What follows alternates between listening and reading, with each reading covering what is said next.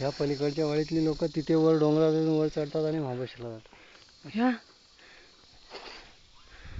तिकडून असे कसे जातात? तो डोंगर दिसतोय ना तिथे महाबळेश्वर, आणि आपल्याला असं जाऊन असं यायला लागतं. हा, आपण तिथून वरून निघतो ना. हा दार्यात. आणि आपलं ते मेट्रो कुठे? मेट्रो तिथे वर तिकडे ना. तिथे आपली बस थांबते ना. काय ऊन लागते थांबा ना.